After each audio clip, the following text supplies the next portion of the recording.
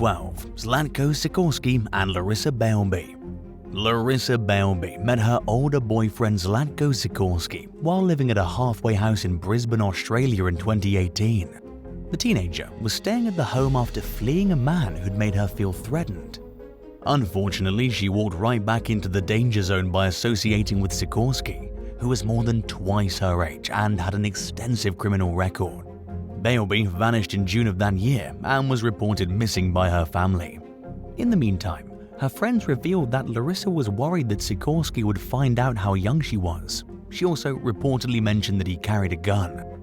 Larissa contacted her family 3 days after she was reported missing, but they still feared for her safety. Using surveillance footage, police tracked Sikorski to a property in rural Buchan. He fled in a black vehicle, which was later found abandoned in a nearby gated community. In the back of the car, police found a barrel containing Larissa's remains. The manhunt for Sikorski continued while the young woman's family received the tragic news of her death. Law enforcement tracked him to the Sunshine Coast, where he'd fled with the help of 43-year-old Tracy Ann Thompson. Following a more than 24-hour standoff, authorities charged Sikorski with murder, torture, deprivation of liberty, and interfering with a corpse. Thompson was charged with being an accessory after the fact. During one of Sikorski's court proceedings, his former roommate reported hearing a scream on Larissa's last day alive. He said that he thought Sikorski had punched Larissa and suggested dropping her off at a hospital. But Sikorski said he had to knock her off because she knew too much. The roommate told the court that he didn't take further action because he was afraid of Sikorski. The accused killer was still awaiting trial in 2020 when fellow inmate James Martin beat him to death in jail. It appeared to be unrelated to Larissa's murder and is believed to have resulted from a jailhouse feud gone wrong. 11. David and Linda Maggs. 71-year-old retired accountant David Maggs and his soon-to-be ex-wife 74-year-old Linda were still living together in South Wales amid contentious divorce proceedings in 2021. It was David's third divorce, and he became increasingly concerned that Linda would receive a larger financial settlement than he wanted to hand over. Despite living under the same roof, the estranged couple went months without saying much to one another. David lived downstairs, while Linda lived upstairs, and they shared a few common areas that Linda avoided using to minimize contact with David. One night, David went up to Linda's bedroom in what he would later claim was an attempt to talk about some unsettled matters in the divorce. According to his version of events, he and Linda began arguing and it got out of hand. It ended with David stabbing Linda at least 15 times in her neck, chest, and hands, attacking her with such force that he broke 2 of her ribs. He then called the police and admitted to killing his wife. David told investigators that he didn't remember what happened and that his mind went blank. He said that he saw red and felt enraged because, in his words, all she wanted was money like she always did. More specifically, the court heard that David was worried that Linda was hiding her money in an attempt to gain an unfair financial divorce settlement. Due to his alleged mental state at the time of the stabbing, David's lawyers argued for a reduced conviction. Prosecutors challenged David's story and accused him of ambushing Linda while she laid in bed. During his trial, the court heard from Linda's loved ones about how she thought David was stalking her. While Linda avoided crossing paths with her husband, she claimed that David sat outside the bathroom while she showered and did other things to violate her space and make her uncomfortable. David was convicted of both murder and manslaughter. While handing down a life sentence with a 20-year minimum, the judge overseeing the case described David as being jealous of Linda's active social life and her independence. 10. Mai Tran. During the early morning hours in late May of 2023, 911 dispatchers in Arlington, Texas, received a call from a 42-year-old Vietnamese woman named Mai Tran, who reportedly confessed to killing her husband with a hammer. According to Mai's version of events, she went to her husband's apartment building to sign divorce papers. Officers arrived to find her sitting outside the apartment's front door. While searching the home, they found her 45-year-old husband's deceased body in his bed, bleeding from traumatic head wounds. An arrest affidavit states that Mai Tran said she was experiencing built-up anger toward her husband over their marriage ending. After going over to his apartment building, she took some time to debate her next move. Once her mind was made up, she retrieved a hammer from her vehicle and struck her husband in the head 6 or 7 times. Tran said that she was aware of her actions and took full responsibility for what she'd done. She remains behind bars on a murder charge while the investigation continues. 9. Amanda and Seth Perrault. After divorcing from her first husband, Amanda Johnson met Seth Perrault online in 2012. Perrault was battling cancer at the time, so he was out of work and living with his parents, who were supporting him and paying his bills. Within 6 months of meeting, Amanda moved in with Seth's family and acted as his caregiver until his cancer went into remission, while her children from her previous marriage lived with her parents. Over time, her loved ones began to notice that she was becoming distant. They were keeping in touch less, and Amanda stopped going to family events. She said it was because she had to host Seth's family on holidays, but to her friends and family, it was starting to seem like Seth was controlling. Amanda and Seth got married in 2017, 5 years after meeting. They tied the knot at a local courthouse without telling anyone ahead of time, and only their kids were present as guests. By then, Amanda had learned that Seth had a young daughter, who he won full custody of a few months after the wedding. The following year, Seth's parents bought the couple a beautiful lakeside home in Edenton, Georgia. Seth still wasn't working, even though his cancer had been in remission for years. He became a police officer about a year later, while Amanda stayed home and raised her stepdaughter. Even before the couple married, there were obvious problems in their relationship. By then, Amanda's friends and family had come to suspect that Seth wasn't letting her work and that he was isolating her from the outside world. At times, he didn't even let Amanda have a cell phone, and she had to be secretive about staying in touch with the people in her life. In early 2020, Amanda showed up at a neighbor's house in distress and called the police on Seth. She accused her husband of assaulting her, and Seth's daughter gave deputies a version of events that backed up Amanda's story. Seth was arrested and held in custody while awaiting his arraignment. After living under Seth's thumb for years, Amanda was finally starting to think about leaving. But as anyone who's been in an abusive relationship knows, it's not easy to just walk away. In Amanda's case, she'd grown to love her stepdaughter like one of her own children, and as the little girl's primary caretaker, she felt like she would be abandoning her if she left. Amanda made plans to have her sister pick her up the next morning, but she changed her mind and went to Seth's hearing. She told the judge she didn't want a protective order, and he was released on bail. Just days later, Seth dialed 911 and frantically reported that Amanda had taken her own life. Responding deputies found her in her bed with a single gunshot wound to the head. Seth claimed that it happened out of nowhere during an argument. He also told investigators that Amanda felt bad about his recent arrest and that she was planning on recanting her statement, suggesting that she was overwhelmed by guilt when she committed the act. Within a day, detectives were already poking holes in Seth's story. Neighbors reported hearing frequent fights between the couple and pointed towards Seth as the aggressor.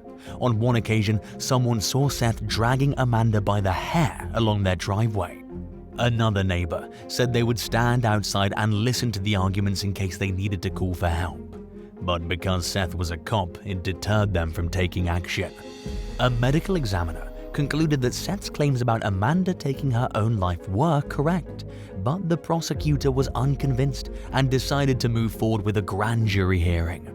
Seth was indicted for murder, and he was found guilty of the charge in early 2022. He was sentenced to life without parole and remains behind bars despite his attempts to appeal his case.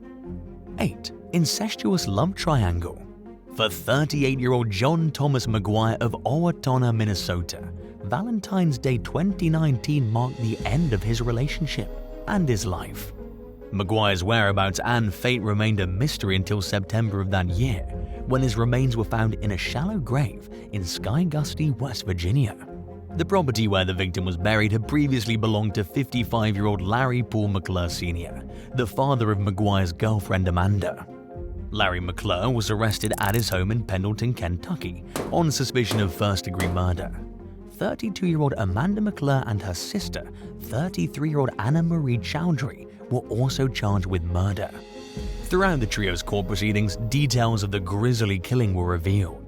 Larry McClure and Anna Chowdhury picked up Amanda McClure and Thomas McGuire in Indiana, where they were staying at the time. The couple were dope sick, according to testimony, and everyone connected to the crime was involved in drugs. The four proceeded to Larry McClure's rural home in Skygusty, where things went fine for the next 7 to 10 days. It all went downhill when Larry, Amanda, and Anna convinced McGuire to participate in a trust exercise and tied him up. In what Larry described as 2 to 3 days of hell, the defendants then bashed him in the head with a bottle of wine he'd bought for Valentine's Day. McGuire was injected with methamphetamine, and Larry admitted to holding him down while Anna strangled him and Amanda wrapped a black garbage bag around his head. The three killers buried McGuire in Larry's yard, then moved him to another part of the property 6 days later. He was reported missing by the mother of 3 of his children 4 months later. The woman who filed the report told police that McGuire was last seen before going on a road trip with Amanda. Authorities learned about McGuire's murder and the location of his body in September of 2019, after Larry moved from West Virginia to Kentucky and failed to update his address with authorities as required due to a previous matter. After getting in trouble for that, he came forward and said he wanted to talk to authorities regarding a murder. In addition to confessing, Larry told investigators where to find the victim's buried remains. This was a strange crime to begin with, but the suspects took it to a whole new level when Larry and Amanda McClure drove to Virginia and got married after murdering McGuire. But the incestuous union was short-lived, and all 3 suspects were arrested in connection with the crime. Larry McClure was convicted of murder and sentenced to life without parole.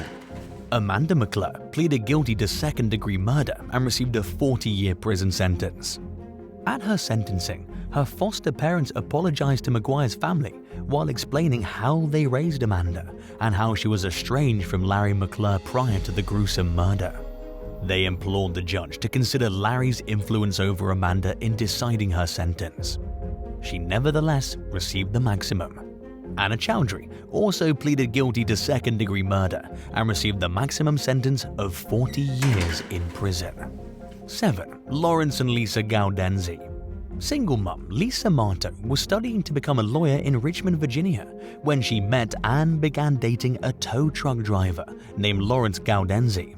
After having a child and marrying during the early 1990s, the couple moved to a rural part of the state. But Lawrence struggled to find work in their new town, and the pair began to argue frequently about money. Their fights even became physical. In a last-ditch effort to provide for her family, Lisa put her plans to become a lawyer on hold and enlisted in the US Army while Lawrence was a stay-at-home dad. The arrangement helped resolve the family's financial issues, but Lawrence disliked his wife being in the military, where she was often far away and inaccessible to him. Lisa was still in basic training when Lawrence began to interfere with her career by physically showing up on site after he realized he couldn't call her on the phone whenever he wanted. After graduating from basic training in 1995, Lisa was scheduled to begin officer training a week later. But she never showed up, and after hearing from the military about her absence, Lawrence filed a missing persons report with the local sheriff's office. He claimed his wife was having an affair with a man she met at boot camp, and that he believed the clandestine couple had run off to Cuba together, leaving behind their families and careers to start a new life together. Lawrence also claimed that Lisa had run off on her first husband Jim Burdett, but when authorities tried to find him, he was nowhere to be found. To Lisa's family, this theory seemed far-fetched. They couldn't imagine her throwing her military career away or abandoning her children. Lisa's loved ones persisted in their efforts to get police to look further into Lawrence's possible involvement in her disappearance. 2 years after she vanished, sheriff's deputies asked Lawrence to take a lie detector test. Instead, he vanished, along with the couple's young child, and the case was handed over to state authorities, who began investigating the case as a homicide. They quickly concluded that the last time anyone saw or heard from Lisa was when Lawrence had overheard her telling a friend that she planned to file for divorce. Richard remained on the run for 5 years before a news viewer from Harrisonburg, Virginia phoned in a tip about a similar-looking man and child they'd recently seen in the area. The suspect claimed that his name was Randy, but a unique tattoo on his chest and other evidence led to him being positively identified as Lawrence Gaudenzi. He'd stolen the identity of a missing homeless man and had raised he and Lisa's daughter to believe her name was something different than it actually was. Lawrence had also remarried to a woman who was helping him raise the child.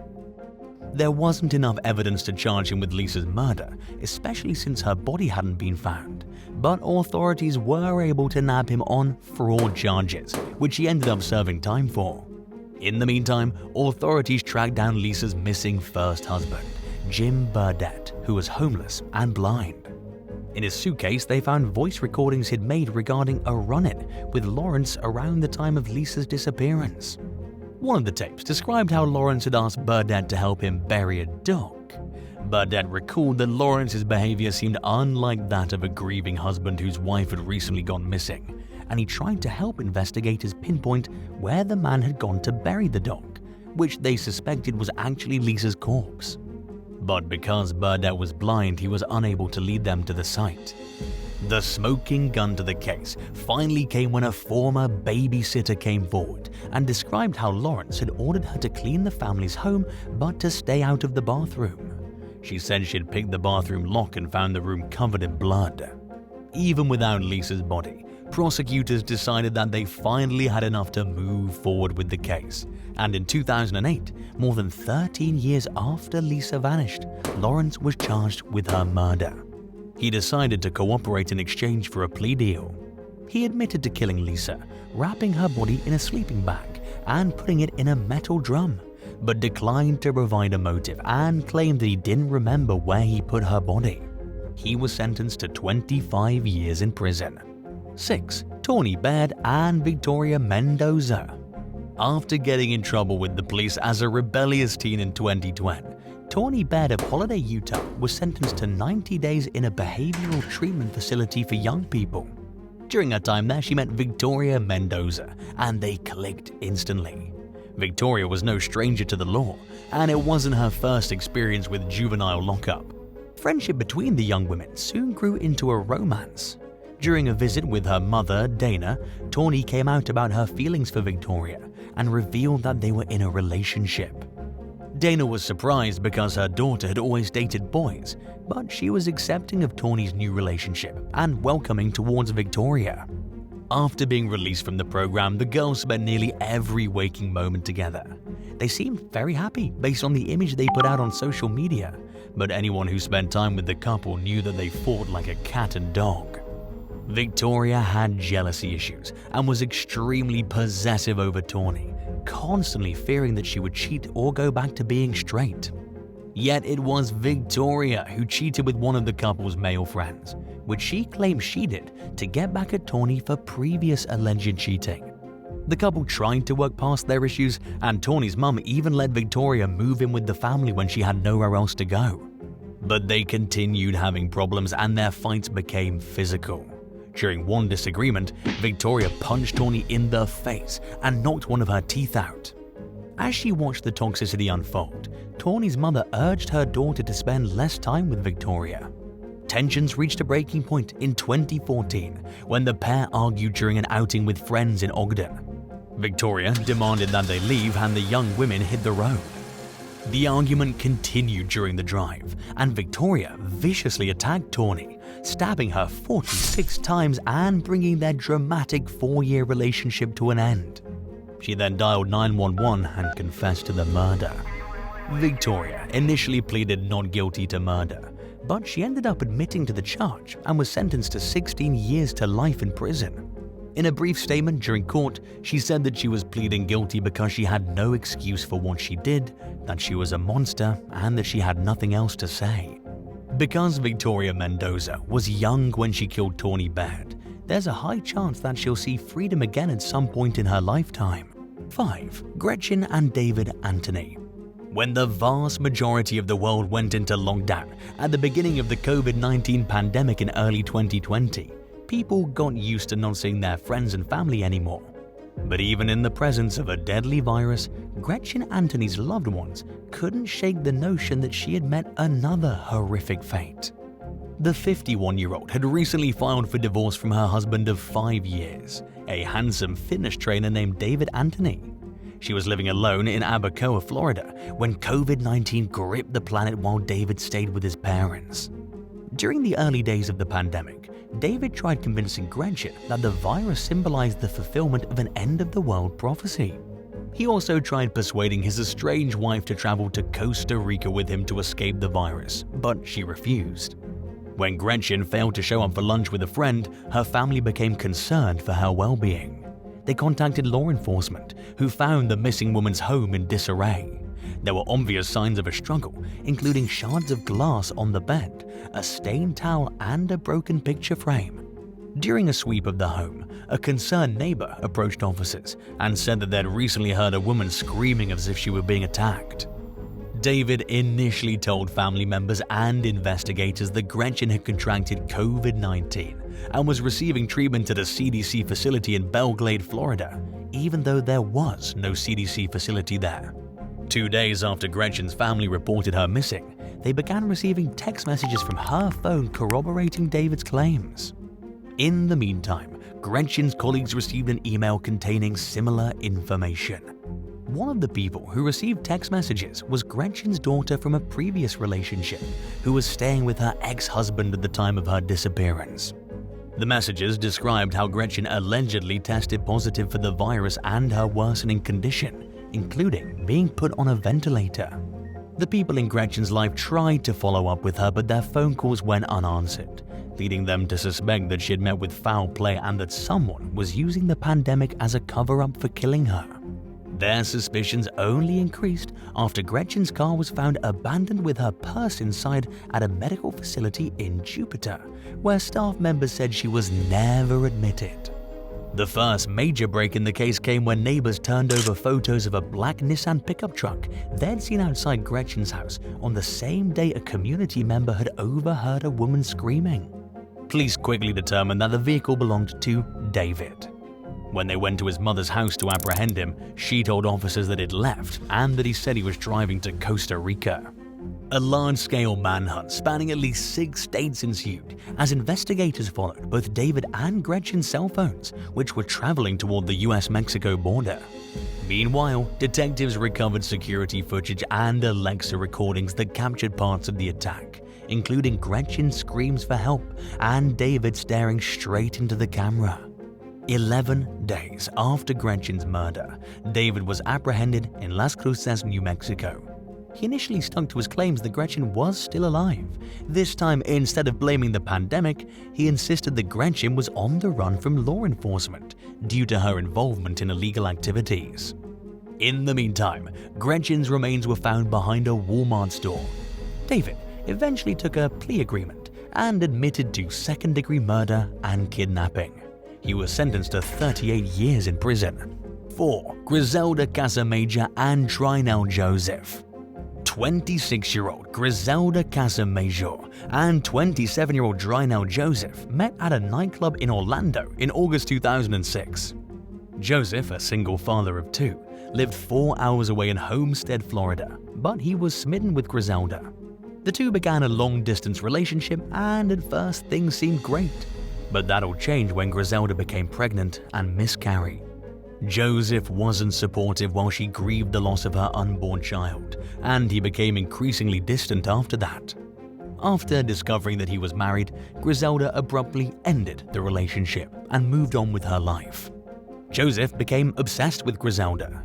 He begged her to take him back, called her obsessively, and even showed up at her home.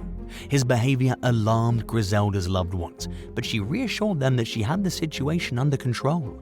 On July 2, 2007, Griselda had car trouble on her way to work, so her cousin Daphne Parson drove her in.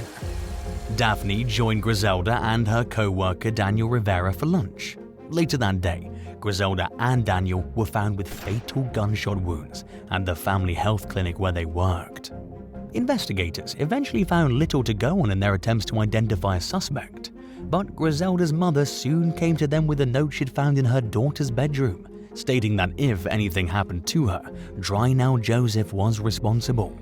Joseph initially claimed to have an alibi, but it didn't check out. His cell phone records further revealed that he was in Orlando at the time of the shooting, and that he called one of Griselda's friends ahead of time to confirm that she was working that day. Prosecutors charged Joseph with murder and accused him of murdering Griselda in cold blood out of anger that she'd moved on from their relationship. He said nothing in his defense and was sentenced to life in prison without parole. 3. Richard and Connie Debonte. DNA is widely credited with helping investigators solve murders, but other forms of advancing technology have also cracked cases. On the day before Christmas Eve in 2015, police responded to a silent alarm at a home in upscale Ellington, Connecticut. Officers arrived to find the homeowner Richard Debonte in an apparent state of panic. Richard told the police that a masked intruder had zip-tied him and stabbed him with a box cutter before chasing down his 39-year-old wife Connie and shooting her in the head and stomach. Connie died from her injuries. Investigators quickly noticed details in Richard's story that didn't add up. Moreover, his injuries were superficial compared to Connie's.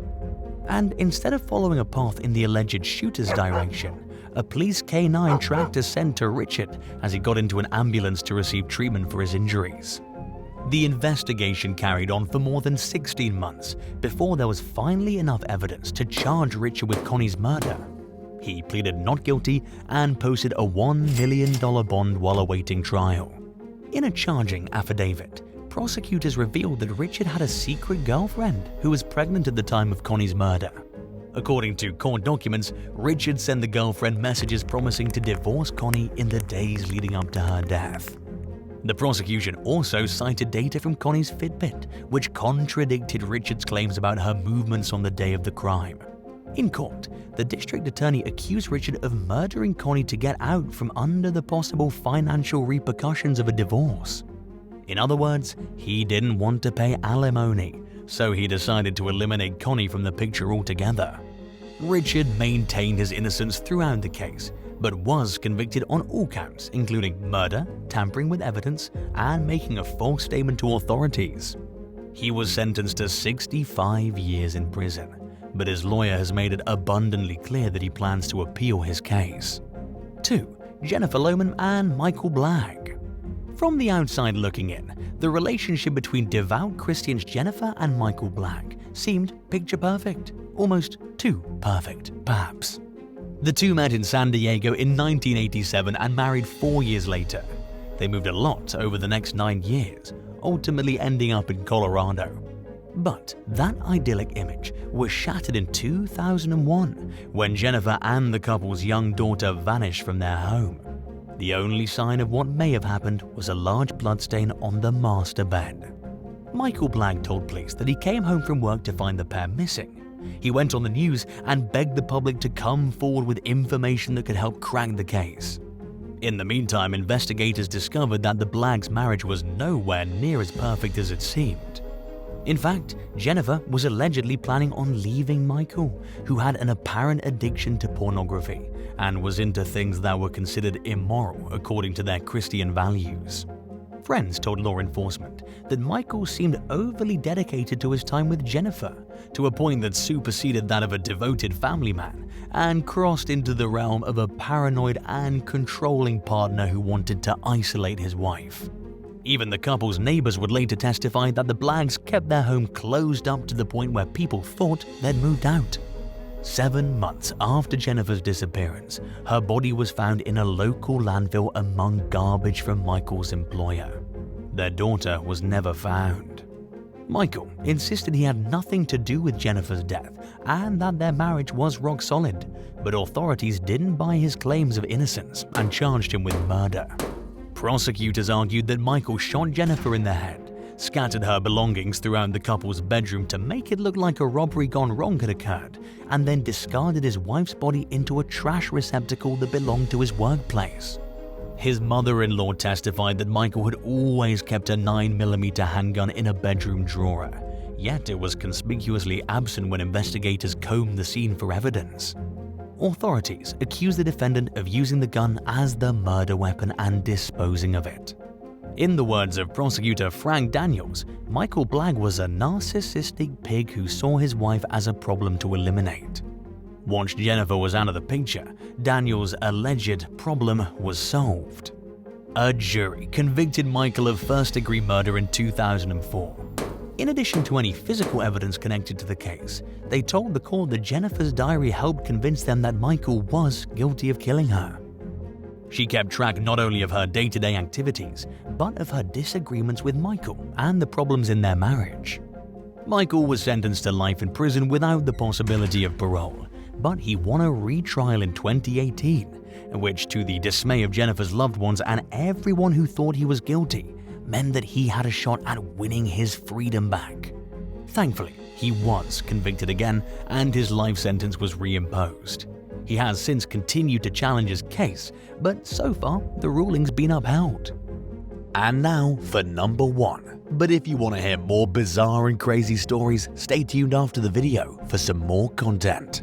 1. Alexandra Inyatovich and Joe Pesek. Alexander Inyatovich was raised in Vancouver, British Columbia during the 1970s by parents who immigrated to Canada in search of a better life. They were a working-class family of modest means, but Alexandra's parents always made sure she had everything she needed and she had a good life. The tall, blonde bombshell was popular among her peers for both her personality and her stunning good looks. As a Miss Canada contestant, she could have had almost any man, but she wanted a quality partner. Even after becoming an adult, Alex maintained a close relationship with her mother Zdenka, and they often went to open houses for the types of lavish mansions they dreamed of someday owning. While at an open house one day in the late 1980s, Alexandra and Zdenka were overheard speaking their native tongue by a Yugoslavian woman and her husband, who introduced themselves as Jelka and Sam Pesek. As immigrants who became successful after spending years working to obtain financial stability, the Peseks and the Inyatoviches bonded over their shared background. Jelka Pesek saw Alex as a potential match for her son Joe, who co-owned an auto repair shop with his parents, and it just so happened that Alex was having car troubles. It seemed like the perfect opportunity for the two to meet each other, and Jelka instructed Alex to go to the garage and ask for Joe. The rest was history. Alex and Joe hit it off, became a couple, and was soon engaged with wedding plans in the works. Alex appreciated that Jelka saw her as the perfect future daughter-in-law, but from the beginning she had concerns that Joe's mother was overly involved in their relationship. As the wedding date grew closer, Jelka's overbearing ways became more evident. She often stopped by Alex and Joe's home unannounced, interfered with Alex's interior decorating and furniture choices, and stuck her nose into the wedding plans. Alex complained to Joe, who promised to speak to his mother, but Jelka never backed off even a little bit. It reached a point where Alex almost called the wedding off, but she followed through with her vows in the hopes that Jelka would calm down after the wedding. As you've probably already guessed, things only worsened. Because Joe worked for his parents, they exercised financial control over him, and Jelka used it as an opportunity to influence how her son spent his money. When Alex became pregnant in 1989, Jelka became even more of a constant fixture in their lives.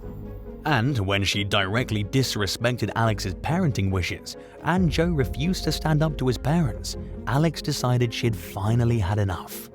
She filed for divorce and won custody of her and Joe's son. Even after the divorce was finalized in 1991, the court battles continued, with Joe fighting for reduced child support payments and expanded custody of him and Alex's little boy.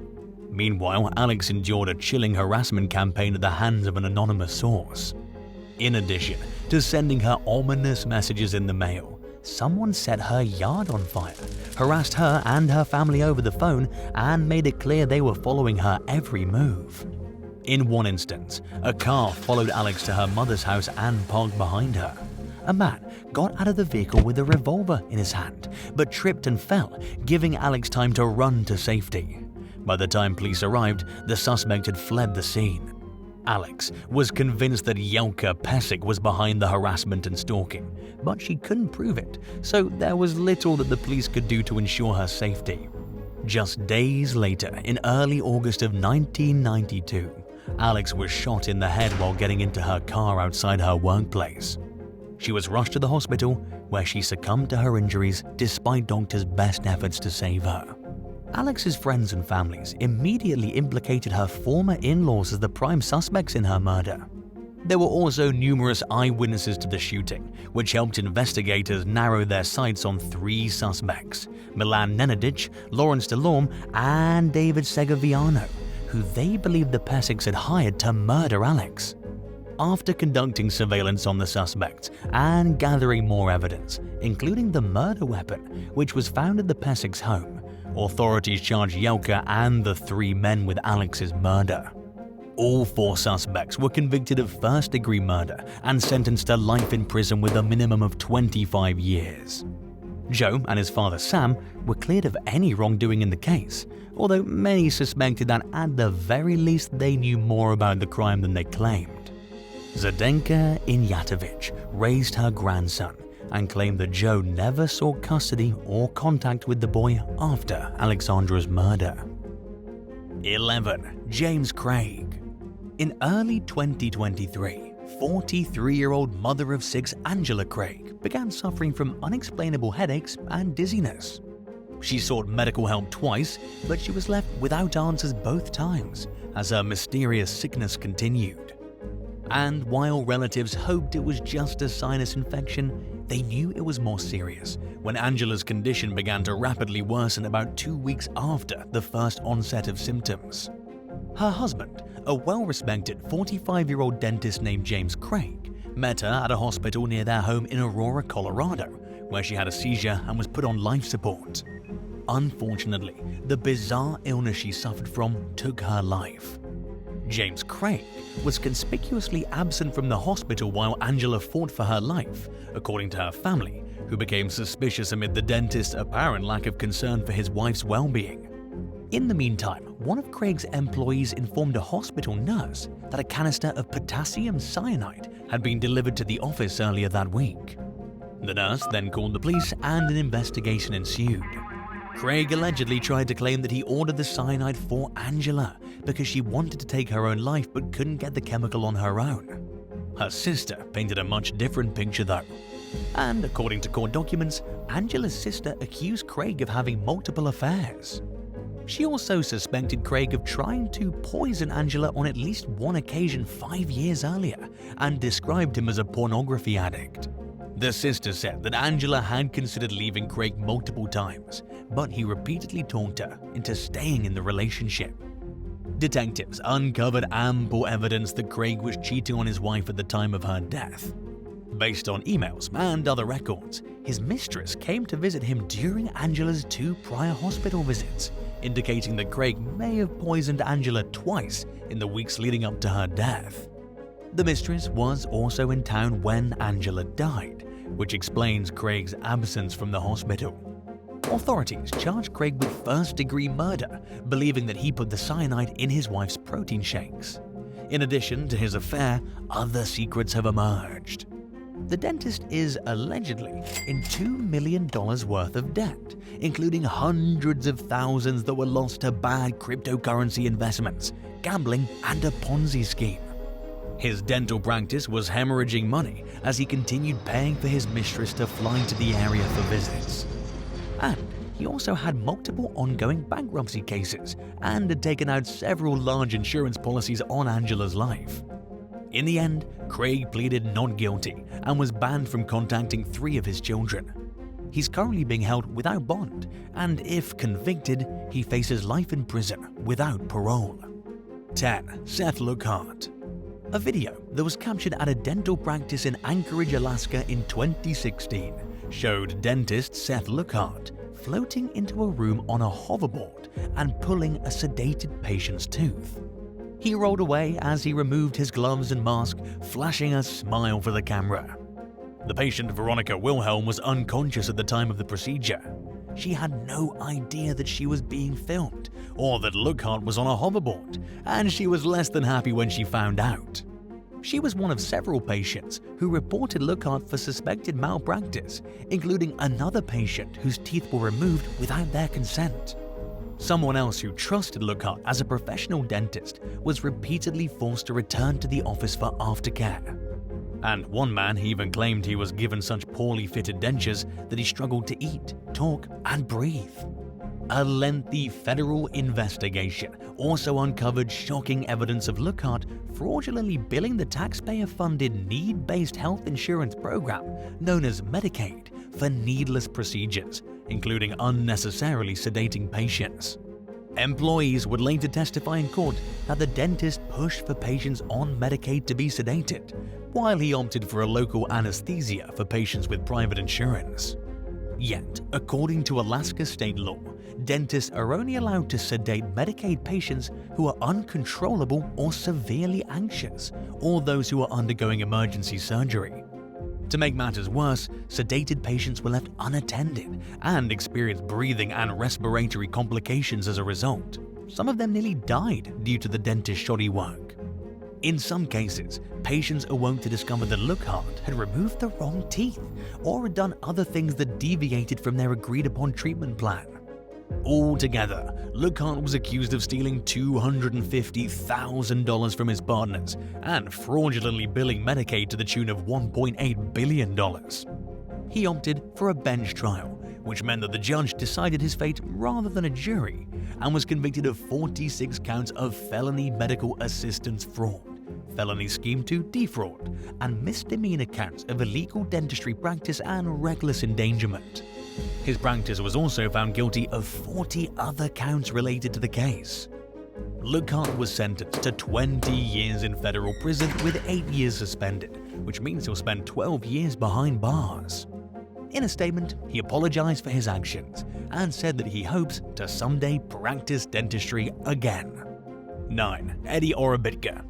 In what can only be described as a case of bizarre irony, a Florida dentist who advertises his gentle touch on patients was arrested in May 2023 for allegedly bludgeoning a doctor over the head with a golf club.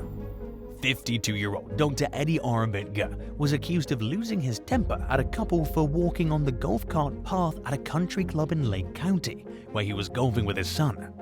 According to an arrest affidavit, Orobitka told Dr. Joseph Sivak and his wife that the path was strictly reserved for golf cart use and that there was a rule against walking on it.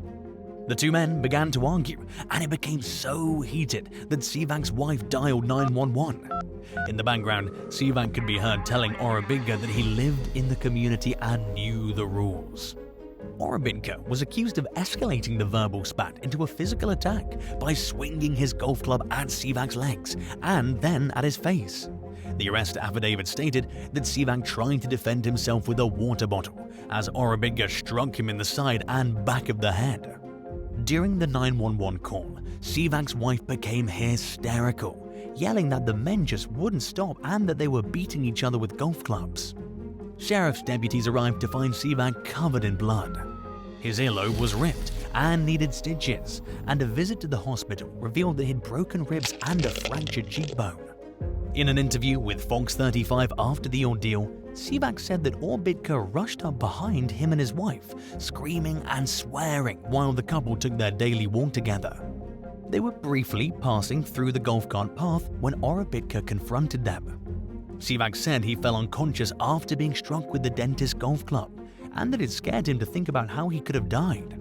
And while the upscale neighborhood he lives in has an impeccable safety record, he said that he may be too traumatized to resume his outdoor walks. The incident shattered Sivak's view of the neighborhood, and he said it would take a lot to regain trust in his surroundings. Orobitka told law enforcement that Sivak was the aggressor and that the doctor got in his face and spat on him when he asked the couple to move out of the way. He accused Sivak of starting the physical fight by hitting him on the face with a water bottle. According to the affidavit, Orobitka thought Sivak was going to steal his golf clubs and attack his son with them. He then claimed that he only hit Sivak in self-defense. Both Sivak's wife and Orobitka's son both reportedly pointed the finger at Orobitka, telling deputies that the fight escalated when the dentist spat in Sivak's face.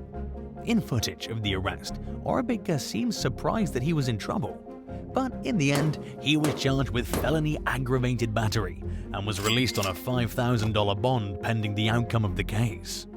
8. Colin Howell. After enduring an abusive 3-year marriage to the father of her 2 children during the early 1990s, Kyle Jorgensen moved to the UK and started her new life. She joined a church in County Derry, Ireland, where she met her future second husband, a dentist and father of 4 named Colin Howell. Within just 5 months, the 2 of them were married, and they went on to have 5 kids together. In 1998, just 2 years into the couple's marriage, Howell sat Jorgensen down one day and confessed out of nowhere to cheating on his first wife, Leslie. He then went on to admit that he murdered Leslie and his mistress's husband, Trevor Buchanan, 8 years earlier in 1991. Police found the victims' bodies in an exhaust-filled car and concluded that Leslie and Buchanan were having an affair and took their own lives as part of a pact. The pair were surrounded by photos of their children, and a portable CD player in Leslie's hands played religious music. Howell and his mistress, Hazel Stewart, planned the double murder so they could spend the rest of their lives together. They carried out their affair at each other's homes and in the chair at Howell's dental practice. But they didn't live happily ever after like they planned, and their relationship ended shortly before Howell met Jorgensen. After telling Jorgensen about his crimes, he bullied her into remaining silent. She later told the Mirror that she tried telling some people at church about it, but Howell was such a respected community member that people either didn't believe her or wouldn't listen to her. Finally, in 2009, Howell confessed to the double murder at Jorgensen's urging. By then, he'd lost one of his children to a tragedy, along with £350,000 to a get-rich-quick scheme, leaving him plagued by guilt and convinced that he was being punished for his past. Howell pleaded guilty to both murders and was sentenced to life in prison. Hazel Stewart, however, only received an 18-year sentence for her role in the crime. 7. Bobby Nichols. Tragedy struck a quiet community in Tyler, Texas one evening in 2012 when 71-year-old Rosalind Nichols was shot to death inside her home. Her husband, a 75-year-old retired dentist named Bobby Nichols, dialed 911 and immediately confessed to being the shooter. According to the police, Rosalind was upset with Nichols for going out drinking during the day. They argued for hours after he returned home, and Rosalind asked her husband to leave several times, but he refused. At some point, Nichols went to his vehicle and retrieved his gun. He then went back inside the home, argued some more with his wife, and then fired 2 bullets into her stomach. Officers arrived at the scene to find him crying and saying that he ruined his family's lives. Nichols was charged with murder and bonded out of jail while awaiting trial. His bond was revoked, however, after he violated the terms of his release multiple times by buying alcohol. In court, he described how he and Rosalind had traveled to Europe with a college alumni group a month before her death. During the trip, Rosalind became frustrated with Nichols' declining health, leaving him feeling, in his words, awful empty. He claimed that he didn't mean to kill Rosalind and that he only meant to scare her. The jury didn't buy his argument, but they did rule that Nichols acted in a moment of sudden passion. Legally, this required the court to reduce what would otherwise be a life sentence to 20 years. He would have become eligible for parole after 10 years, but he passed away in prison in 2018. Friends and neighbors were shocked to learn that Bobby Nichols fatally shot his wife, because the couple had always seemed very happy together. 6. Dr. Dennis Bloom. While getting a tooth pulled in Provo, Utah in 2014, 22-year-old college student Jared Wakefield began choking on a piece of gauze. The dentist, Dr. Dennis Bloom, tried unsuccessfully to clear the young man's airway. A staff member dialed 911, but Wakefield went into cardiac arrest while waiting for help to arrive. Paramedics then rushed him to the hospital, but he was barely clinging to life by the time he made it to the medical facility. When doctors finally got Wakefield's heart beating again, 37 minutes had passed. At that point, his brain was severely oxygen deprived, and the chances of him recovering were practically non-existent. Doctors declared him brain dead 2 days later, and his shocked family grappled with the news as he succumbed to his injuries. The Utah Division of Occupational and Professional Licensing, DOPL, found that Dr. Bloom engaged in unprofessional conduct during Wakefield's fatal procedure. According to state investigators, Bloom failed to count the number of gauze pieces he put in Wakefield's mouth, and he also didn't attach string to the gauze, which would have enabled him to pull it out of Jared's throat when the gauze got stuck. Dr. Bloom was fined $2,500 and was publicly reprimanded for the incident. He was also ordered to attend an emergency medicine class, and he was banned from performing on patients under general anesthesia. The victim's brother, Robert, initially assumed that Wakefield's death was the result of a freak accident. He was surprised to discover that similar fatalities aren't nearly as uncommon as he thought. Robert was also troubled to discover that the DOPL doesn't keep track of the number of reports it receives each month. The agency isn't legally required to maintain these statistics, despite the requirement for dentists to report any incidents of injury or death to the DOPL within 30 days. In the wake of the tragedy, Robert campaigned for heightened accountability for dentists in Utah. 5. Gilberto Nunez. When 44-year-old Thomas Coleman Jr. failed to show up at his job as a physical therapist one day in 2011, his wife, Linda, went searching for him. She found him dead in his car outside a gym near his home in New York's Hudson Valley. There was no obvious trauma to his body, but surveillance footage showed the dedicated family man meeting up with someone during the early morning hours. The video was grainy, but the mystery person was identified as Coleman's best friend, 51-year-old Gilbert Nunez, who ran a respected dental practice in the neighboring town of Saugerties. A toxicology test found a sedative called midazolam in Coleman's body, and vials of the drug were found in Nunez's office. Investigators soon learned that Nunez was having an affair with Coleman's wife Linda at the time of his best friend's death. Coleman knew about the affair and surprisingly had tolerated it while waiting for Linda to decide who she wanted to be with. Suspecting that Nunez knew Linda was planning to stay with her husband, detectives theorized that he killed Coleman because he saw it as the only way to keep the relationship going. Nunez denied any involvement in Coleman's death, but he had to argue his case in court in defiance of a second-degree murder charge. A jury acquitted him of murder, but found him guilty of felony forgery charges for furnishing fake CIA documents in a bizarre bid to frame Coleman for having an affair with a non-existent woman. He was also convicted of insurance fraud for overinflating the damages of an office fire and perjury for lying on a pistol permit application. The judge sentenced Nunez to 2 1/3 to 7 years in prison. However, he served just 19 months before being released early based on New York's merit time policies toward non-violent offenders. But although he was free, his request to regain his license to practice dentistry was denied. 4. Lionel and Connie Granja. In 2006, Lionel Granja and his father Connie Granja set up a dental practice in a poor neighborhood in Marseille, France. Just 4 years later, Lionel was the country's highest-paid dentist. In 2010 alone, he billed a total of $2.9 billion for procedures that were performed at his office. And he apparently used the proceeds to buy properties, luxury cars, and expensive artwork.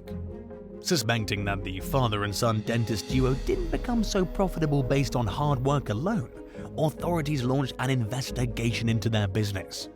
They found that between 2006 and 2012, Lionel had performed 3,900 unnecessary root canals on 327 patients. He removed perfectly healthy teeth and replaced them with bridges that left many people in discomfort and pain. And in many cases, patients went into the office for fillings and other routine procedures, only to walk out with less teeth than they had before. According to France's National Health Service, which paid a large portion of the costs for these procedures, Lionel Granja fitted patients with 28 times more bridges than the average dentist. He rushed through these procedures, often spending just 10 minutes completing work that typically takes 45 minutes to an hour. As a result, many patients suffered complications, infections, and in some cases, permanent disfigurements. Lionel and Connie Granja were arrested for what a judge later described as a systematic scheme to exploit unsuspecting low-income patients. During a court hearing, Lionel insisted he never meant to hurt anyone, but both he and his father were found guilty. The judge sentenced Lionel to 8 years in prison, while Connie received a 5-year sentence. In a move rarely seen in a French court, both men were ordered straight to prison, while a crowd of onlookers clapped and cheered. Lionel and Connie left many people in agonizing physical pain, but the emotional and social effects of their injuries were just as damaging. Charles Edelson. 41-year-old Daniel Markle was a Harvard-educated law professor who taught at Florida State University in Tallahassee. But his seemingly perfect life was disrupted in 2014 when he became entangled in an acrimonious divorce and child custody war with his estranged wife Wendy Edelson, who hated living in the Panhandle. Wendy wanted to return to South Florida where her family lived, but moving wasn't an option because a judge had ordered shared custody of her and Markle's 2 kids. When Markle was shot dead outside his home one day while talking on his cell phone, investigators naturally turned their suspicion toward Wendy Edelson and her family. They traced the actual shooting to 2 men named Sigfredo Garcia and Luis Rivera, who drove up to Tallahassee from South Florida in a rental car to carry out the murder. According to prosecutors, Garcia was hired by a woman named Catherine Magbanua to carry out the hit, and he enlisted Rivera's help. Magbanua not only worked for the dentistry practice owned by Wendy Edelson's family, she'd also dated Wendy's brother Dr. Charles Edelson, who worked at the practice as a dentist. The Edelsons adamantly denied any involvement in Markle's murder, despite the growing number of connections linking them to the killers. Investigators struggled to obtain enough evidence to arrest any of the family members. Emails showed that Wendy's mother was irrationally preoccupied with her daughter's custody case and that she harbored a deep hatred toward Markle. But none of the messages were damning enough to prove criminal intent. Phone records and secretly recorded conversations between family members and other suspects were shady but not overtly incriminating. The accused killers made some expensive purchases after the murder, suggesting that they were paid for the hit. Magbanua received thousands of dollars worth of payments from the Edelsons, in addition to her wages, and made $44,000 in suspicious bank deposits in the month leading up to the crime. And one of Wendy's ex-boyfriends told law enforcement that Wendy told him her brother was looking for a hitman to kill her ex. But even all this wasn't enough to charge any of the family members in connection with Markle's death. In the meantime, Garcia and Rivera were convicted of murder. Garcia was sentenced to life in prison, while Rivera received a 19-year sentence in exchange for his willingness to testify against Magbanua, who was also sentenced to life behind bars for her involvement in the crime. Finally, in 2022, authorities charged Charles Edelson with first-degree murder, conspiracy to commit murder, and solicitation to commit murder. He adamantly maintains his innocence, but he's scheduled to face trial in November of 2023. 2. Kirk Allen Turner. During a contentious separation from his estranged wife Jennifer in 2007, North Carolina dentist Kirk Allen Turner went to his marital home in Clemens so his friend Gregory Smithson could retrieve some property that was being kept there. Something went terribly wrong during the visit though, and Jennifer was slashed across the throat. According to court documents, Smithson dialed 911 and administered CPR, but Jennifer was beyond saving. Her windpipe was severed. The cuts to her neck were so deep that one of them went all the way through to her spine, and her jugular vein and carotid artery were both cut. Turner admitted to cutting Jennifer's throat, but insisted that he did so in self-defense. He told investigators that Jennifer came at him with a 7-foot spear, during a conversation about personal matters and stabbed him multiple times in the thigh and groin area. Left with no other choice, the 50-year-old pulled out a pocket knife and slashed his soon-to-be ex-wife's neck twice. Unconvinced by Turner's self-defense claims, prosecutors charged him with first-degree murder, claiming that he was enraged by a lawsuit Jennifer had filed against his alleged mistress. They accused Turner of inflicting the injuries that he claimed were caused by Jennifer, while Turner's defense attorneys argued that it was impossible for his wounds to be self-inflicted. Turner adamantly denied the allegations and received overwhelming support from friends, family, and community members who testified to his gentle, solid, and all-American character. The same people also praised him for performing free dental work on soldiers before their deployments overseas. Described as both a Christian and a pillar of the community, Turner received more support than his defense attorney had ever seen in favor of a murder defendant. At the time, most of his assets were tied up in his divorce, leaving limited funds to cover his $1 million bail. But after spending several months in jail, he borrowed money from supporters and managed to bond out while awaiting trial. But not everyone believed in Turner's innocence. He and Jennifer's daughter Wendy had already cut ties with her father for leaving her mother for another woman. After Jennifer's death, she was quick to conclude that Jennifer would have never violently attacked someone. Several of Jennifer's friends agreed, claiming that they had never seen any signs of her having a violent side. If convicted, Turner faced life in prison without parole. But the jury acquitted him of the murder charge, ruling that he killed Jennifer in self-defense and he was a free man once again. Turner sued the North Carolina State Bureau of Investigation, SBI, for allegedly trying to frame him, claiming that the two SBI agents fabricated blood evidence during his trial. And in the end, he was awarded a $200,000 settlement. 1. Daniel Gold. After paying a dentist in Scottsdale, Arizona, $3,500 for Invisalign treatment, Yingay Wolf was left with cut and bleeding gums rather than straighter teeth. The trays she was supposed to wear were too painful and made her bleed too much for her to continue with her treatment plan. Then, out of nowhere, one day her dentist, 31-year-old Dr. Daniel Gold, called her up and said he was canceling her Invisalign regimen. He also said that he was canceling patients' Invisalign treatments because it wasn't working. Wolf later told Arizona's family that she called Invisalign and learned that they had no record of her receiving their products. So she went to another dentist, who fitted her with the proper trays that she needed. Feeling scammed, Wolf reported her suspicions about Dr. Gold to the state's dental board. Wolf was one of 9 alleged victims, including several patients who'd filed complaints against Gold. One woman accused the dentist of stealing mail out of her unlocked car inside her garage. She also claimed that the thief changed her address to Gold's address. During an interview with Arizona's family, the individual responsible for the anonymous complaint wondered out loud why Gold, someone with a high-paying, respectable career, would resort to stealing identities and other crimes. Court documents revealed that a search of Gold's home turned up fraudulent driver's licenses, credit cards, and mail. Records also showed that Gold reportedly admitted to a burglary and blamed his actions on his bipolar disorder and a recent medication change. The man now faces 8 felony charges related to fraud, burglary, and identity theft. Because he hasn't been convicted, he's allowed to continue practicing dentistry for the time being. When a reporter tried to confront him outside his office, though, he refused to say anything and walked away. A man claiming to be the building's owner then kicked the reporter off the property. The accusations against Gold came just 3 months after he was charged with 3 counts of misdemeanor theft for allegedly stealing packages off people's doorsteps. He was identified as the suspect in all 3 cases based on home surveillance footage.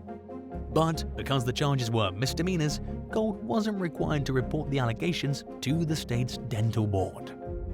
Thanks for watching. Have your friends and family ever turned out to be right about a bad feeling they had about one of your past partners? Tell us about it in the comments below, but be sure to subscribe first. See you soon. Bye.